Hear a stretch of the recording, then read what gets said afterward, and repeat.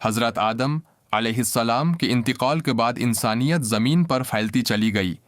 آدم کی اولاد اپنے ساتھ وہ ہدایت لے کر چلی جو انہیں سکھائی گئی تھی، ایک اللہ کی عبادت، اخلاقی ذمہ داری اور جواب دہی کا احساس۔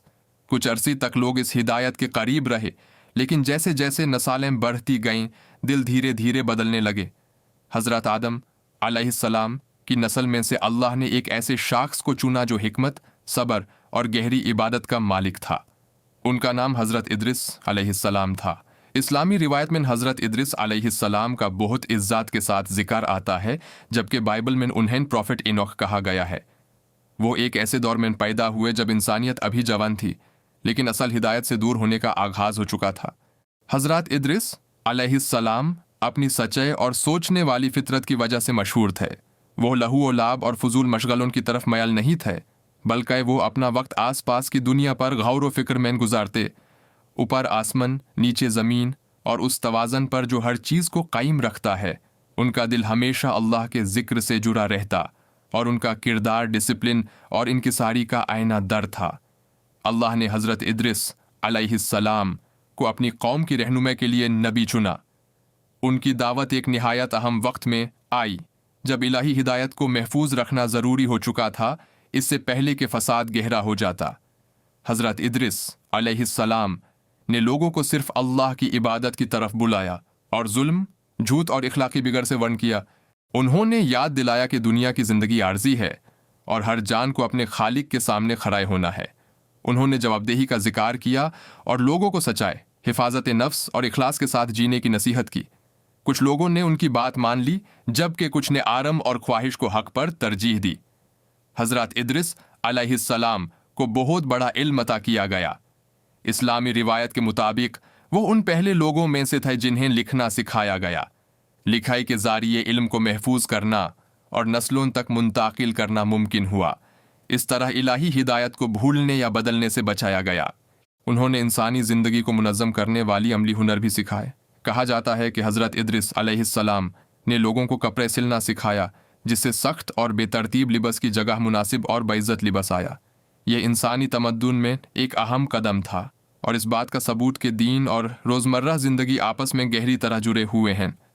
حضرت ادریس علیہ السلام نے لوگوں کو آپس کے معاملات میں رہنمائی دی۔ انہوں نے تجارت میں انصاف، گفتگو میں سچائی اور خاندان اور معاشرے میں ذمہ داری پر زور دیا۔ انہوں نے سکھایا کہ عبادت صرف نماز تک محدود نہیں، بلکہ حلال محنت، انصاف اور دوسروں کے حقوق ادا کرنا بھی عبادت ہے۔ اپنی حکمت اور پرسکون رویے کے باوجود حضرت ادریس علیہ السلام کو مخالفت کا سامنا کرنا پڑا۔ کچھ لوگوں نے ان کی تنبیہت کا مذاق اڑایا اور قیامت اور حساب کو جھٹلا دیا۔ انہوں نے سوال اٹھایا کہ موت کے بعد جواب دہی کیسے ہوگی۔ حضرت ادریس علیہ السلام نے صبر کا دامن نہیں چھوڑا اور غصے یا مایوسی کے بغیر اپنا پیغام پہنچاتے رہے۔ وہ اپنی عبادت اور ڈسپلن کی وجہ سے مشہور تھے۔ حضرت ادریس علیہ السلام لمبی عبادت میں وقت گزارتے، اپنے رب سے تعلق مضبوط کرتے۔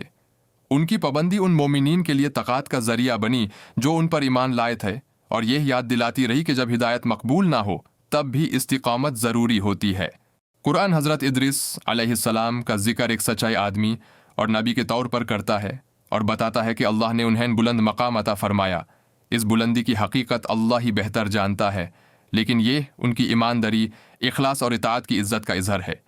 حضرت ادریس علیہ السلام اس دور میں زندہ رہے جب انسانیت میں خلۂ طور پر بگاڑ پیدا ہونا شروع ہو چکا تھا۔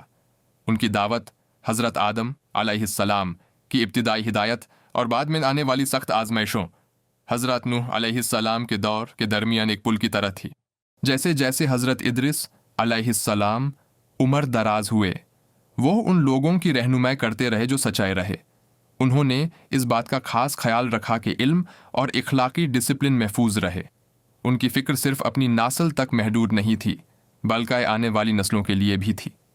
آخرکار اللہ کے حکم سے حضرت ادریس علیہ السلام کی دعوت اپنے اختتام کو پہنچی۔ ان کی زندگی اس بات کا ثبوت تھی کہ علم، عبادت اور نیک اعمال بندے کو اپنے رب کے نزدیک بلند کر دیتے ہیں۔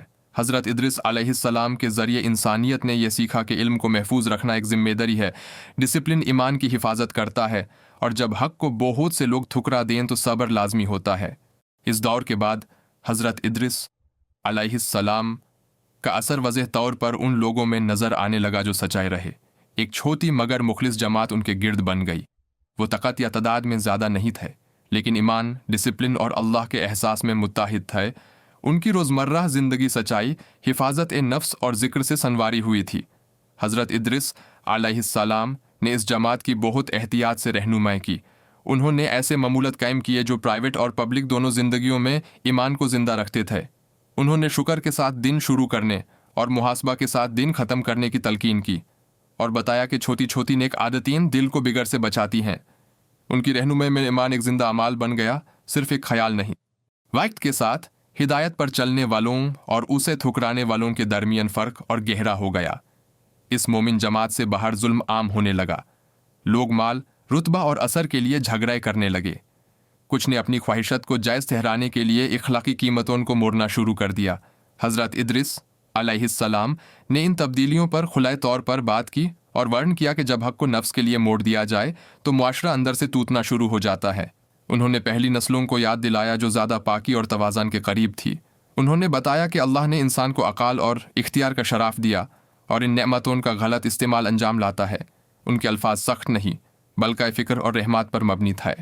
حضرت ادریس علیہ السلام نے روحانی ڈسپلن پر بھی خاص توجہ دی۔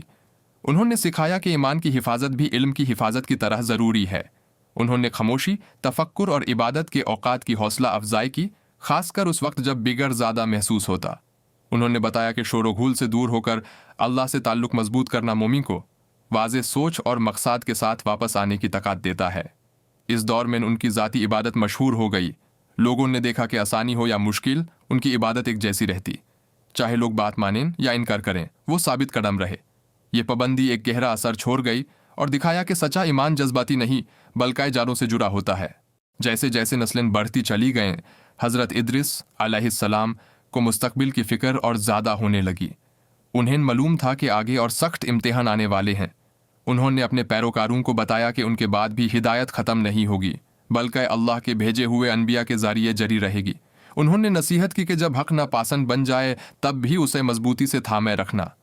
انہوں نے یاد دلایا کہ کامیابی تعداد سے نہیں ناپی جاتی بلکہ اللہ اخلاص کو دیکھتا ہے، اثر کو نہیں۔ انہوں نے انکار سے مایوس نہ ہونے کی تلقین کی اور بتایا کہ صبر خود ایک عبادت ہے۔ اپنی زندگی کے آخری سالوں میں حضرت ادریس علیہ السلام نے زیادہ وقت اپنے قریبی لوگوں کی تعلیم پر لگایا۔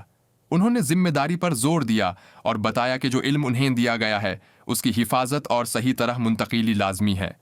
انہوں نے سہولت کے لیے حق کو بدلنے سے منع کیا اور سمجھایا کہ ہدایت میں چھوٹی تبدیلیاں آخرکار بڑی گمراہی کا سبب بنتی ہیں۔